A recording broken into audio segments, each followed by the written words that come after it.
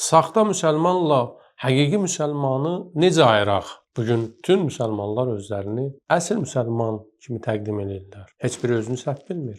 Maidə surəsinin 54-cü ayəsində Allah Taala əsl müsəlmanların xüsusiyyətlərini sadalayır.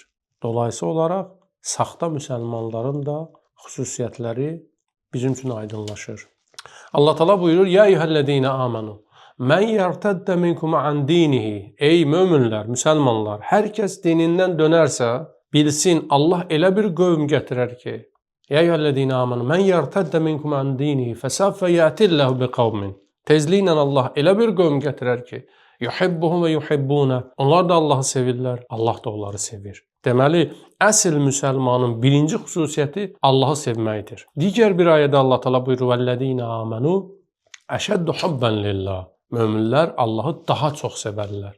Deməli, ayədə keçən onlar Allahı sevərlər cümləsi bu ayə ilə tamamlanır. Təkcə sevməzlər, Allahı daha çox sevərlər. Yəni dünyada nə qədər mövcudat, varlıq varsa, insanın nə qədər maraqları varsa, sevdikləri varsa, insan onların içində ən çox Allahı sevər. Bu birinci xüsusiyyət. Allah da onları sevər. Əzillətin ələl müminin, əizzətin ələl kafirin. İkinci xüsusiyyət budur. Onlar möminlərlə, insanlarla münasibətdə mülayimdirlər, mehribandılar. Allah Taala Fəth surəsinin 29-cu ayəsində də buna toxunur. Deyir, Peyğəmbərlə birgə olanlar əşiddə aləl kuffar ruhəməhu beynəhum. Onlar düşmənlərlə, Allahın düşmənləri ilə sərt olarlar, öz aralarında isə mərhəmətli olarlar. İkinci xüsusiyyət budur. Üçüncü xüsusiyyət nədir? Allah Taala əzillətən ələl müminin, əizzətən ələl kafirin yucahiduna fi sabilillah. Onlar Allah yolunda mübarizə aparacaqlar. Və la yaxafuna lavmətəl laim. Heç bir tənə vuranın tənəsindən çəkinməzlər, qorxmazlar. Nəinki çəkinməzlər, hətta qorxmazlar. Deməli, birinci xüsusiyyətləri Allahı sevmələridir.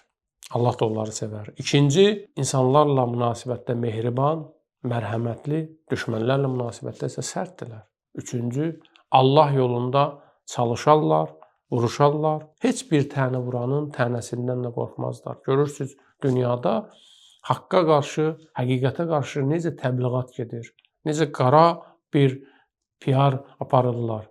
Düşmənin təbliğat maşını gecə-gündüz işləyir.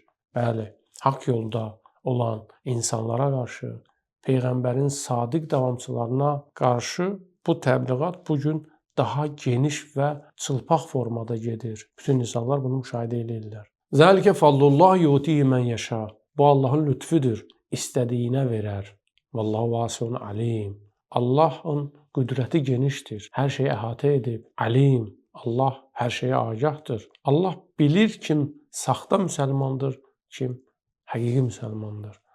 Və qüdrəti də genişdir. Əgər bugün onlara möhlət veribsə, onun acizliyindən deyil, onun hikmətindəndir.